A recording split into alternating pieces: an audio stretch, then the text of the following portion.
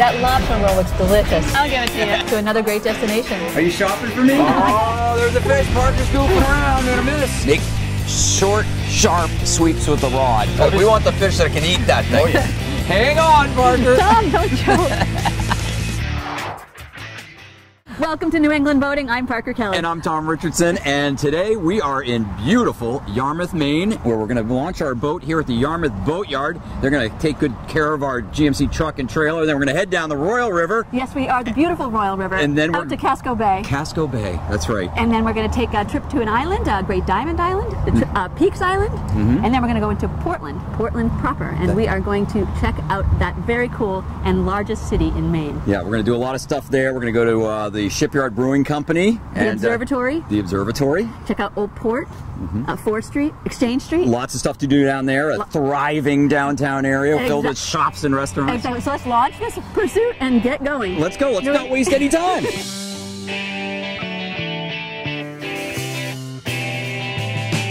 There's a nice pursuit, Tom. Yeah. Look at that, the 345. That's pretty. It's got those twin Yamahas just like we do. It's a beauty.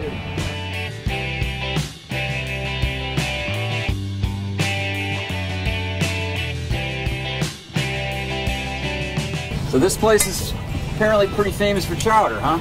It has a lot of great food, but I did hear that the chowder was good, and I figured we'd stop just on our way. Welcome to Henny Boat. Hi, I'm Tom. Yeah, Dockside Grill. Andrea, nice to meet you. Nice to meet you, Dockside Grill, Andrea. great dockside service. And what do you say? Want to go inside and get some chowder? Oh, look at that. Oh, I like the nice. bacon sprinkled on top. That's a nice touch. Yeah. Tom, you're such a foodie. I know. You know what I mean? It's mixed seafood, chowder that we make in-house. You'll see some scallops, a little bit of haddock and shrimp.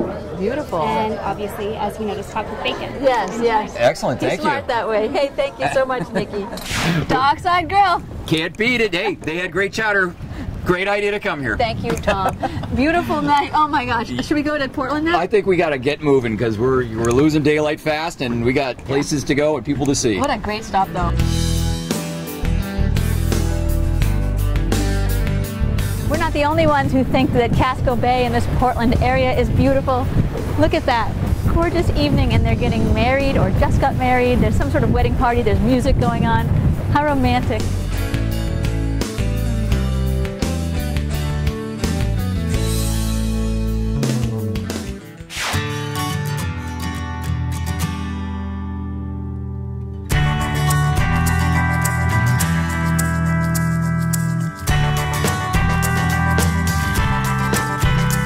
Solid land. Here we are. Portland. That's right. That's right. It wasn't such a bad run. It's pretty easy, you know. Just study the charts, you'd be okay. Yeah, you know? and nice stop in Falmouth too on the way. Delicious chowder. Yeah. So here we are at DiMillo's, and Yarmouth Boatyard recommended that we stay here, so we got a slip, and we're going to go into the Portland Harbor Hotel, and we're going to just check out this amazing city. I cannot wait. Let's go. Alrighty.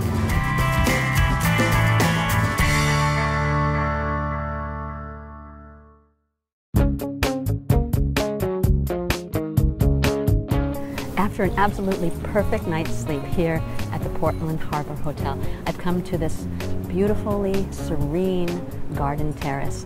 There's water fountains and statues and beautiful flowers, and this is open to the public. This is an entire oasis right here in the city of Portland. At night they have a fire pit where you can have a cocktail out here, and it's just a really sweet spot. You wouldn't know when you're sitting here that the city is right outside these doors. It's so centrally located that I'm just going to have a cup of coffee and I'm going to have my breakfast, and then I'm going to go explore Portland.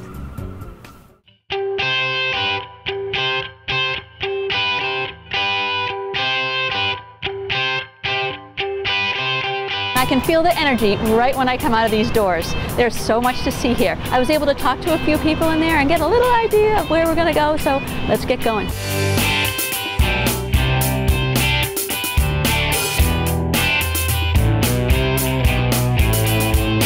Okay, my first stop, I had to Old Port Wine Merchants. I'm here with Jacques. He is the owner, yes? Yes. And tell us about this location. Why do you love it? Tell me about this city. We've been here for 8 years. It's a great city. It's growing. It's exciting. It's a big foodie town. I mean, we have the second highest per capita restaurant rate in the nation, so it's very popular with people coming in wanting to try things. So we have a great selection of wines and cigars. We even opened a second store with a liquor store down the street with a whole slew of Maine beers. It's a great town, and it's very active, very live. It's a year-round town. I mean, it's not a town just for the summertime. It's year-round. So this is Commercial Street. It's one of the 3 places we're at least going to visit while we're here. Commercial Street used to be, in historic times, a working waterfront, and trade ships would come all the way up to here.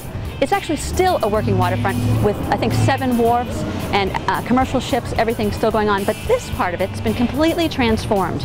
There are boutiques and shops and restaurants, and you could spend your entire day just along this street, Commercial Street. I think we're going to pop into a few other places, but this is one of the big ones right here in the Old Port District.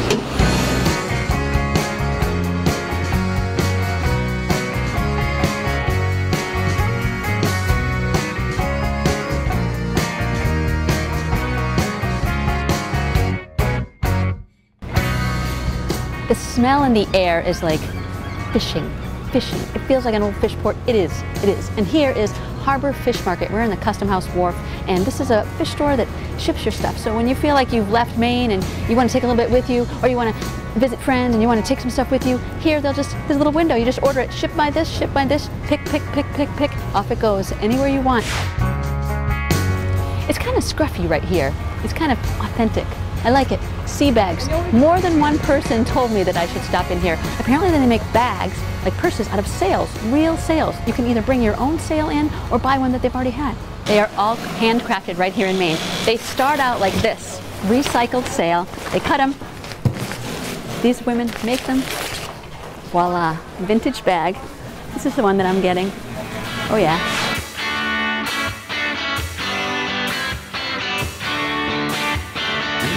We're really just able to do a high-level look at this Old Port District here in Portland. I mean, there's so many day trips to take from Portland. There's so many other neighborhoods in Portland. So many features to this amazing city. Right now, I'm on the corner of 4th Street and Exchange Street, and this is one of the busiest parts of this Old Port District. And if you notice, there are signs and awnings that stretch up the entire road with not chain stores and not box shops. These are unique shops with independent shop owners. If you want something fantastic and unique, this is the place you go to shop.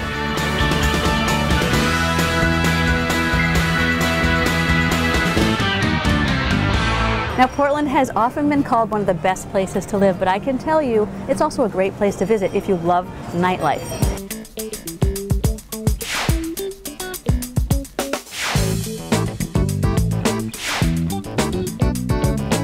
If you want to do art and have wine and do art, if you want to play in a band, if you want to listen to a band, there's live music, there's people going. There's a lot going on here in the nighttime in Portland. I have a feeling this party's just getting started.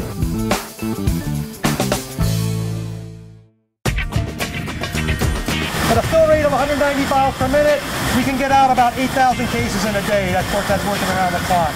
We are in downtown Peaks Island. Apparently there were a lot of German U-boats in the area.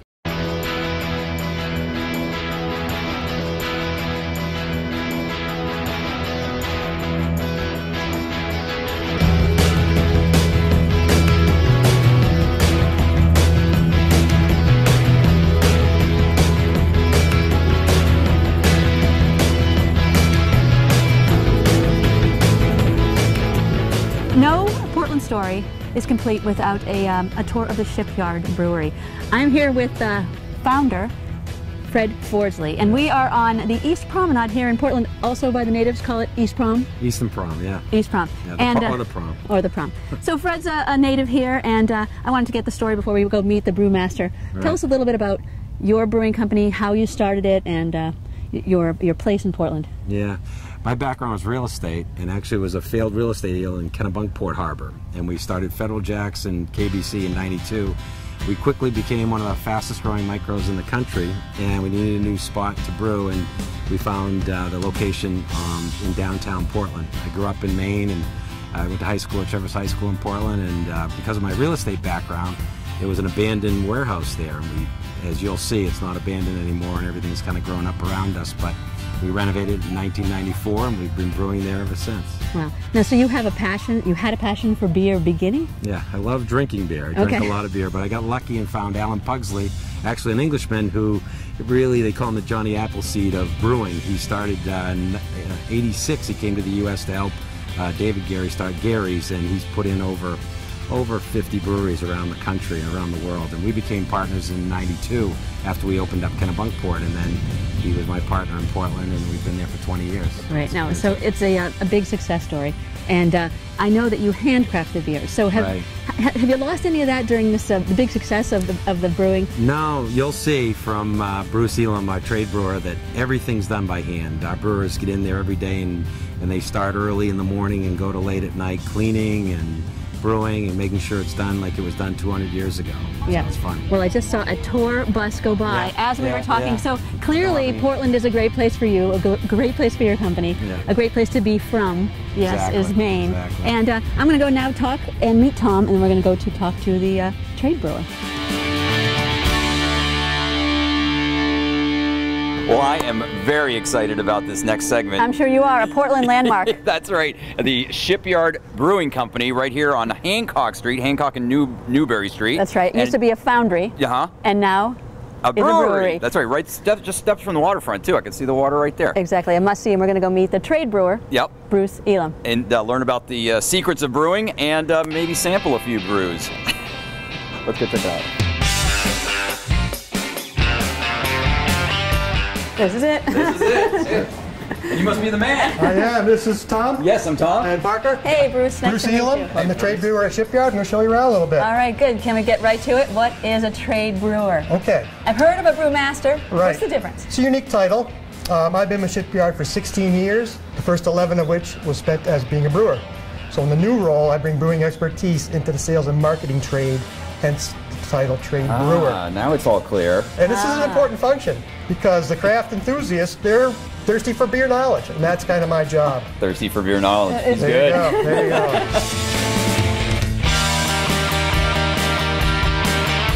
Now, if you come to a tour of the Shipyard, they're all going to originate from what we call our Hall of Fame room. Here we are standing in our Hall of Fame room, and you're going to be shown a video presentation.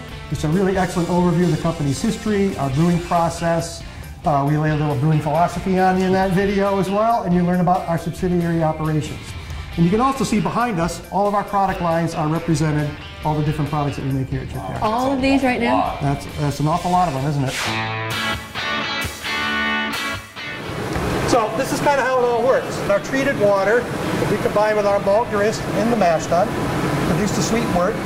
Wort will get drawn off into our kettles for boiling. And to balance all that malt sweetness, take some pelletized hops, throw them in the kettles, make a hop tea in addition to that, get the great hop aroma, shut the heat off, chill everything down, and we're going to send it into a fermenter for fermentation, and that'll bring us to our next ingredient, which is yeast.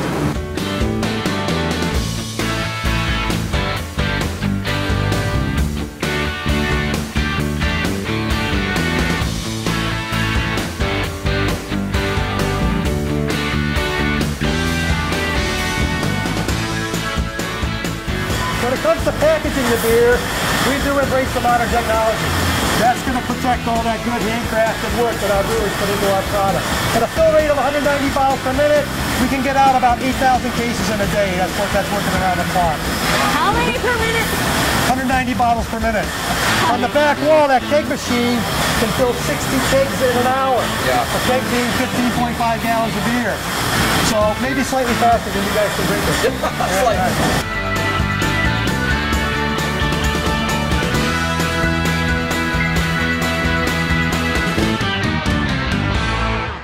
Well, cheers. All right, cheers. Yeah, and this is a taste. It's a full glass. Enjoy. And thanks for joining me today. Oh, thanks for the tour. You're welcome. Cheers. More of New England boating coming up. Next, I'm going to the observatory. Up, up, and away.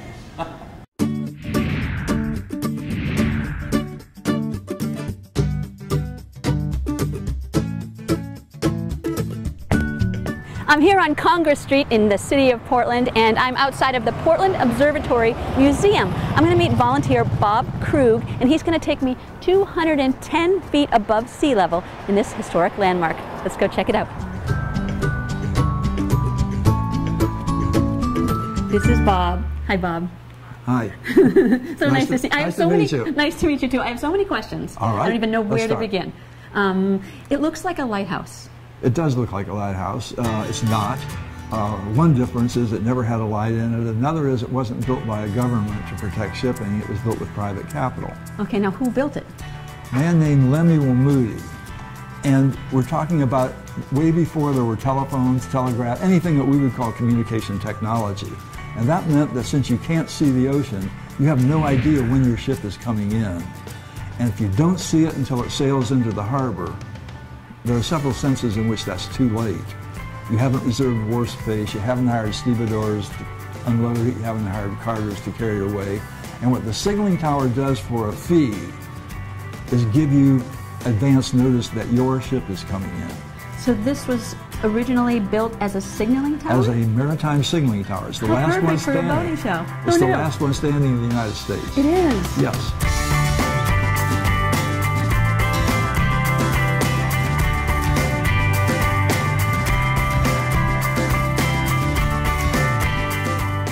All right, now is this scale model? This is exact, yes. They put big nautical hawsers on top of the tube and attached them to teams of oxen and they pulled the booming up. He had a 65x telescope. He looks out the shipping channel. Coastal traffic is coming up from the south. European traffic is coming straight across. We know he was up here at sunrise, noon, 8 p.m. every day for 40 years because the Maine Historical Society hasn't archived that long. He would identify the ships that were coming in and run up a flag on one of these 3 flagpoles that can be seen from the wharves down on the harbor. So a merchant would know that his cargo was coming in. You know, he would be ready for it. Once the transatlantic cable was completed in 1869, signaling wasn't as big a deal. It was when steam was replacing sail and being more predictable, and the telegraph was coming in. But this one lasted all the way to 1923. So the question is, how do you get people to leave once they come up here? Be firm. I'm sorry, you have to go now. Right. Such a nice tour, thanks. Volunteer Bob, so make sure you come here to the Portland Observatory Museum. Find out the history, check out this great view, and meet Bob.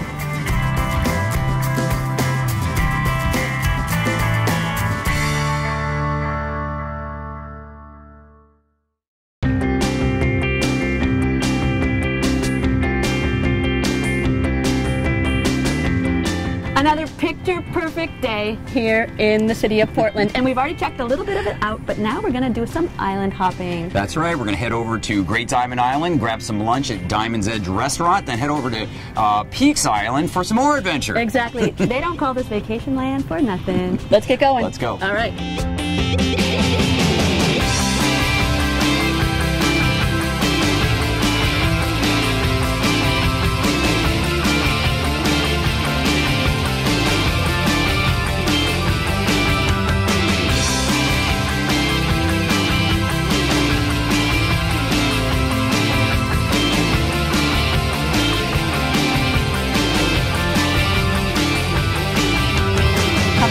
So this is Great Diamond Island, huh? That's right. Welcome. You know how girls, thank you. You know how girls love diamonds? That's true. This is a residential island. It is, mostly, yeah. What's your name? I'm John. Hi, John. Hey. Parker. Hey, John. Nice to meet you. I'm Tom. Nice to meet you. Tom, nice to meet you as well. Nice We're to going to meet have lunch here at Diamond's Edge. Great. Well, you picked a good day for it, huh? Yeah, right. We've been getting pretty lucky with this I weather, thought I'll Maine tell always has great weather. I mean, it's crazy for us. It's always It's been about good. 8 weeks been here. you. Well, we brought it. So this is a quick little trip right over from Portland, and we came by our pursuit. Yes. But there's ferries that go to all these islands, and each one of the ferry trips is under like 45 minutes, the Casco Bay line. So you can get here, you can get to Peaks, you can get to all of them. You don't need your own boat, but it's certainly nice. It certainly is, and it's a beautiful little cove. Yeah. And so here we also have mostly residents, and then there's a high-end boutique inn that's going to be built. That's going to be very nice. So you could also stay here. You could dock, dine, and stay It's here. got the best of all worlds, right? Yeah. So we're going to try Diamond's Edge. Let's go. And have a nice lunch. I'm hungry. Yeah. You're always hungry, I'm Tom. always hungry.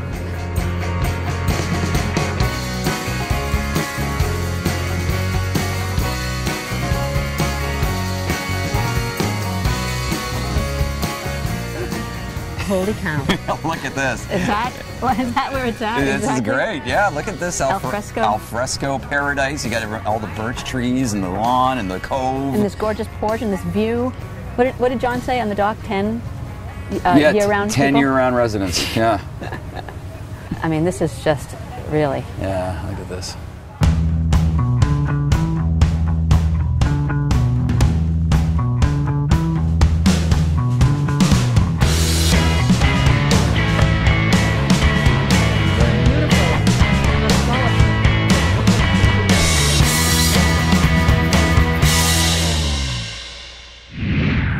To stop in here.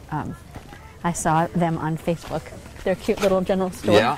No, it's you know, just a few steps up from the restaurant and the dock too. So you don't need a golf cart. Get provisioned up. That's right. I wonder if they have penny candy.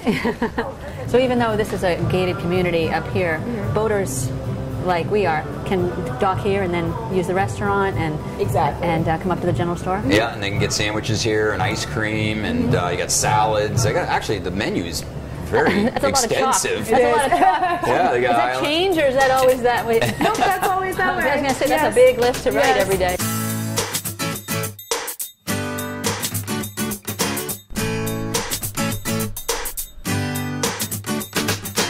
Well, we're here with Judy Lee, and she is the director of the Fort McKinley Museum, and we're here on the site of Fort McKinley. Tell us, Judy, tell us about when this fort was first built and why. The fort was built as a response to the Spanish-American War. We're actually the closest port to Europe here in Portland, and so we were considered very strategic and one of the first forts to be built during this particular Endicott era. And this type of fort was built all around the country. You can find them in Alaska, in the state of Washington, in Florida. All of the mortars and ammunition were kept down below. And then they were brought up by, they called them elevators. It was really a dumbwaiter. And you can see it up there. Yeah. And then they were brought out by a hand truck to the guns. Well, this is where your gun was placed. They were called disappearing guns. And they were really revolutionary because prior to this, if you were loading a gun, you were very vulnerable to enemy fire. So these guns were up in the air to fire, and then they came back down for loading.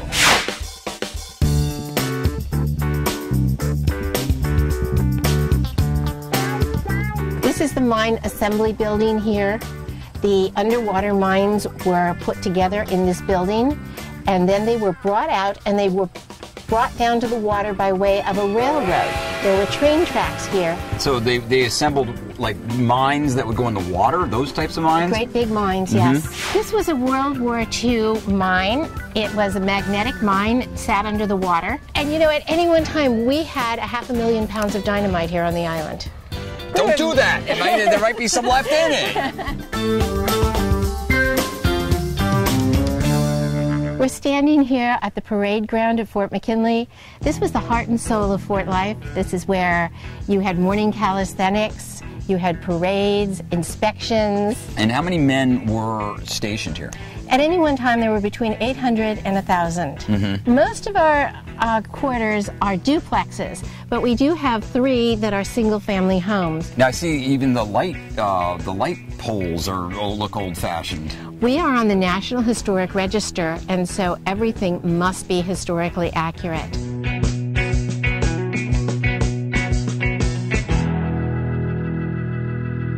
Well, thank you very much, Judy, for that fascinating tour of Fort McKinley here on Great Diamond Island. I guess boaters will just have to come out and see it for themselves. Well, it's been a pleasure to show you around, and I certainly hope they will come out. It's a great place to be, and we do offer tours, and I hope that you'll visit our website at diamondcove.com.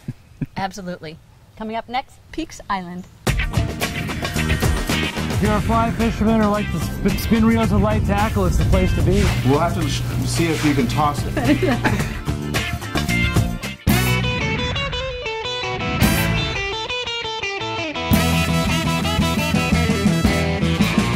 Well, that was a great visit to a great Diamond Island. There's a lot more to the island than I ever imagined. I would say I cannot wait to come back and visit the inn at Diamond Cove when it's completed in 2015 spring. It could be an amazing place, I think. You can get here by ferry or by boat. Yeah. We're coming back. We are. But right now, we got to go to Peaks Island. Let's go take a peek at Peaks Island. Oh.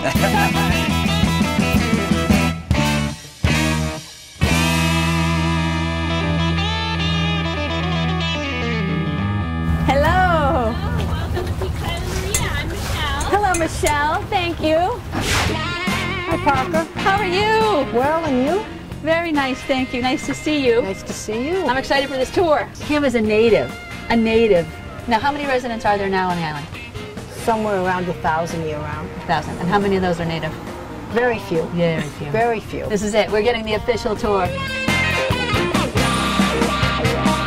We are in downtown Peaks Island. We call it down front because it faces the city of Portland. And back in the day, roughly 1880 to 1920, this was the entertainment center of Casco Bay. We had 10 hotels down front. Really? 3 summer stock theaters, an amusement park, and a boardwalk that was just lined with all kinds of shops and amusements and restaurants. Wow, like a Coney Island. Well, the newspapers did call it the Coney Island of Maine. Really? Yes, it was that popular. Hundreds of thousands of people coming here every summer.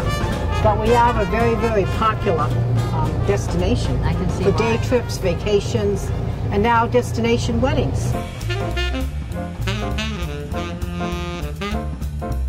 We're now entering what was the World War II Peaks Island military base on the back shore of Peaks Island. This is the side that faces the open ocean. Right up ahead here under this big gray house was the mine casemate bunker that controlled all of the mines out in Casco Bay.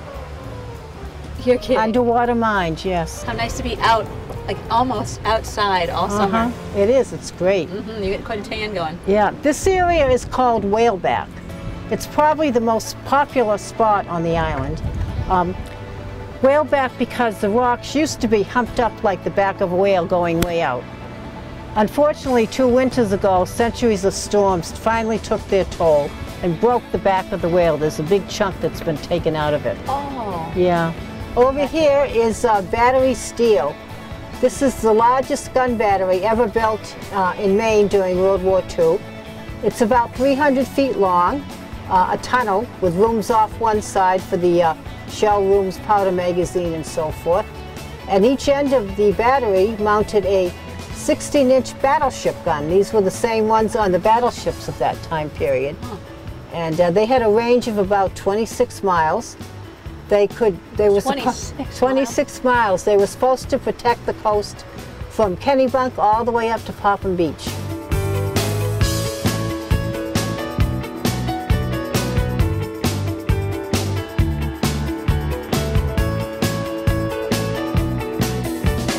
This is an example of one of our creative island artists. We always recycle here, we always repurpose, never throw anything out unless it's to the point where it can't be reused. And this is how she did her mailbox.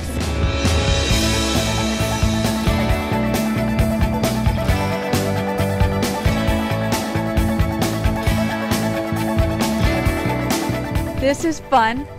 This is our version of Stonehenge. It's the only place on the island where there are flat rocks. And people come over here all the time and build all kinds of structures. It's great fun, and every day it's different. Sometimes the surf knocks them down, sometimes other people knock them down, but always new ones reappear. Right. It is just spectacularly beautiful. Kim McIsaac from Peaks Island Tours. More New England boating coming up.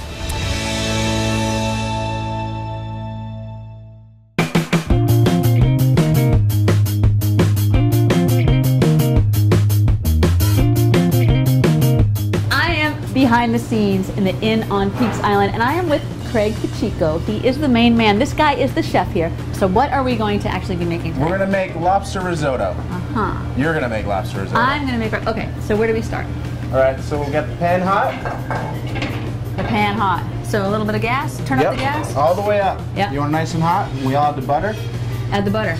Let that melt for a minute. So far, so good. I'm a total chef. Look at it, I just put 2 pads of butter in there and I am golden. Right, we can add the roasted red peppers and the sun-dried tomatoes. So you already roasted these and you already did all that? So this is like some of your prep cook stuff? Yep. Uh-huh.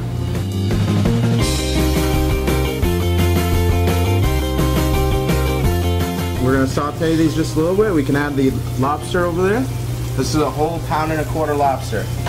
Someone does all these ahead of time here? Yeah, we cook them all. Chefs? We cook them all and pick them all. What are you saying? That these lobsters are from here in Maine? They're from Peaks Island. Very nice. Right down at the water. We pick them up at the boat sometimes. Do you really? Yeah. Now we don't want to overcook these, right? So no. We so go we just can for a add little the bit? garlic here. This looks like the garlic, yeah. All right, what's next? So we'll add the risotto there. Am I ready for that already? Yeah, we're ready. These pans are well loved. Yes? They've seen some use, that's for sure. Well, that's good though. I love a seasoned pan. I think it makes a lot of difference, don't you? Absolutely. We'll add the vegetable stock there. Okay. I'm doing the whole thing here, Keith. You're getting it. All right. You can hop on the line soon. I might hire you. Hey, you know, I'm a good expediter as well. Oh, perfect. How do I make just sure? Just want to simmer it just a little bit, and we can add the spinach now. All right, is it simmering? Yep. Okay, so this is just going to get wilty right in the middle, right? Yep. Oh, that looks good. You're doing all this. You said I had to. I had no choice. Look how pretty that is, too. Look at these colors, the lobster. Am I over stirring? We'll have to see if you can toss it. All right, now look at. Now see, this is where pro takes. This is where the pro takes over. You should give it a try. All right, just do it one more time. Let me see what you do.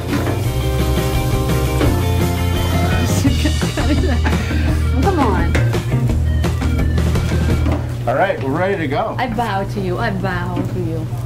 And that's it. Ready to plate? That's it. Once the spinach is wilted, the risotto's hot, we're ready. That looks yummy. Why didn't I order that? Oh, I don't need to. I can have that tonight.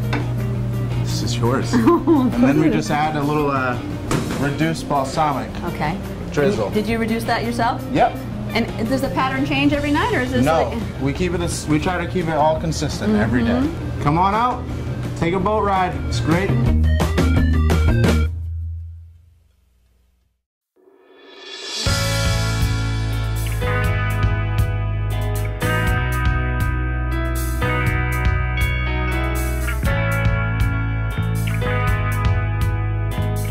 We are in the waters right off of Peaks Island, and I am here with Joe DuPont, and he is the kayak expert of the area, one of the owners of Maine Island Kayak Company. Island Kayak Company. They give guided tours to all the islands, yes? Yep. But today we're going to do one just around Peaks, and you have been living on Peaks since 2000, and you are an expert in this, yes?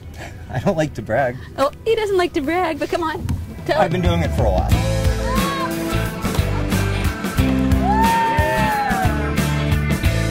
And so where are you taking me? We're going to go over to the island just to the south of us. It's called Cushing Island. Cushing is a private island, but it's got some beautiful undeveloped coastline that it's just spectacular.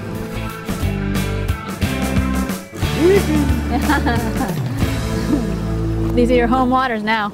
These are my home waters. Tell me what we're looking at up there. Those are the cliffs of Cushing Island. There was a guy named Ezekiel Cushing back in, I think, the 1700s who kind of did an early form of conservation easement out here. If you go around the corner, there's no development out there. It's a very rare place in Casco Bay to see the oceanside face of an island with no houses. No houses at all. Just, you might be able to see the World War II era submarine spotting tower up at the top of the cliffs. That's all the development you'll see on this side of the island. Further in, it becomes a kind of an exclusive summer colony. Right. So World War II spotting tower, I wouldn't call it really development, really, right? It's a ruin now, pretty much, right? And so when you give the guided tours, you give a little history too, yes? Sure, that's part of the fun. The area that we're in right now, this body of water is called Whitehead Passage, and it had submarine nets strung up all across it. There's a battery over on Peaks and a couple of other towers. Apparently there were a lot of German U-boats in the area. You're kidding? Yep. So do you give guides every day in the summer? Yeah, as the business has gotten a little bit bigger, I do a little more back-end stuff, but I like to get out on the water once a day, 7 days a week. Yep. Once a day, 7 days a week. That's a nice way to live. Yep. And so what islands do you do? All of them? All of them. One of the things we like to do, and we've got most of our guides out doing it now, are overnights, and that's out on some of the islands out on the open ocean that way. Oh, really? Yep. So you camp out there? Yep. People bring their camping gear? I tend to make the food and wash the bottles. Oh, yeah. And so how about your certifications? You were telling me you had some rigorous kayak certifications. I'm part of the British Canoe Union, which is British Canoe Union, which is the counterpart of the American Canoe Association. Yes. I'm a coach as well as what they call a star paddler. I'm a 4-star paddler, which means an ocean leader. So you've taken on some pretty big waves in your day. You know, it's not the size of the waves that matters. It's the period, the duration between them. I've been out in 15-foot seas and been very comfortable. Really? I've been out in 3-foot seas and said kayaking is not for me anymore ever. Really? Yep. When they're close together and steep, that's a big deal. Oh, sort of more like moguls when you're skiing. Yes. So, Joe, I noticed the eelgrass when we came in. Mm-hmm. Yep. Eelgrass is a pain in the butt to swim in. You only find it at low tide, but it is a sign of really clean water. We get 10-foot plus tides coming through here every day. It's just whatever's in the water goes right in and out, so it keeps it nice and clean here, which is a great thing about Maine. Beautiful, beautiful water. A little cold. Joe DuPont from Maine Island Kayak. Give them your website so in case they come to Maine and they want a kayak guide, they'll know where to go. Thank you. Yeah, that's MaineIslandKayak.com, and Maine is spelt like the state. Let's enjoy the rest of this night. What do you say, Joe? All right, let's do it.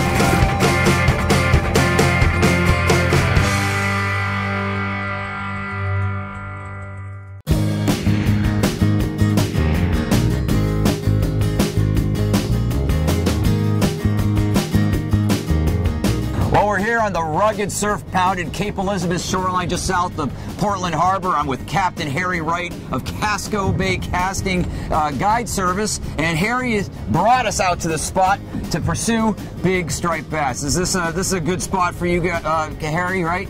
Yeah, I think later on in the season, we're going to chase those great big migrating cows. This is where we want to be. This is where you go, yeah, in this cooler water out in the open ocean rather than in the protected harbors. This is a good spot in the summertime, right? Because it's cooler, right? Yeah, I believe in the dog days of August when things really start to heat up. We want to kind of move outside, and this is the time of year we want to be here. Excellent. And you also have, well, one note of caution though, you gotta really know your stuff here if you're gonna fish this kind of rocky structure, because there's a lot, it can get hazardous, especially when there's a swell running like there is now, right? Well, you just want to be good on a boat. Yeah, we have a hurricane 220 miles to the east, so when it starts moving water like this, yeah, make sure you have short footing and a good cast. That's right, and make sure you you know the waters, or hire a guide like Harry. Anyways, Harry's got us rigged up with some light gear and some spinning spinning rod, reel, and a swimming plug. It's got kind of a mackerel pattern because there's a lot of mackerel out here, right? From Missouri, yes. Mm-hmm. Yep. Yeah, bunch of macks. We got a ton of bait fish from Portland Harbor, which lends itself to a great fishery, but also going to be frustrating trying to fight off the bait. But bait's going to be here for big fish, so I think we should do well. But you've also got a unique fishery inside Portland Harbor, isn't that right, Harry? Yes, my favorite. Yep, and so that's a real light tackle paradise in there, right? If you're a fly fisherman or like to spin reels with light tackle, it's the place to be. Yep. Nice fish in 3.5 feet of water. Yep, you do fly casting and light tackle, like you said, using sluggos and little swimming plugs and poppers. Poppers. The topwater bite's fantastic in the early morning or late evening. Yeah. And the fly line can't be beat. That's right. And so you've got no shortage of great scenic spots to do it. Like I said, you've got these the surf-pounded shorelines, and you've also got the protected inshore waters to explore. So lots of great fishing right in Portland.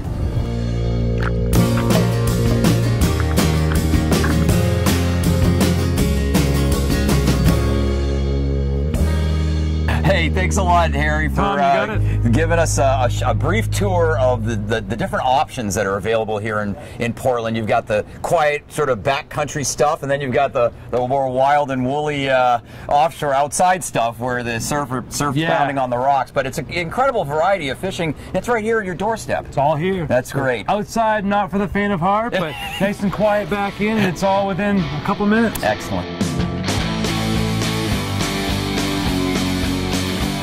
Well, sadly, that's it for this edition of New England Boating from Portland. Yeah. Wow. Yeah. I say that every time, wow. Well, I mean, and again, another crazy adventure. It all began in Yarmouth. Yep, The Yarmouth Boatyard launched the pursuit, headed down the Royal River. Headed down the Royal River, and then we grabbed some lunch. In Falmouth? Yep, in Falmouth at Dockside Grill. Dockside Grill. With Alta, she was cute. That's right. Had some great chowder there. Then it was bam, down to Portland, where we checked out the great city of Portland and saw all the downtown attractions and restaurants. And Shipyard Brewery. And Shipyard Brewery tour, that's right. And how many restaurants in Portland? Oh, like over 200? I mean, we could have just been...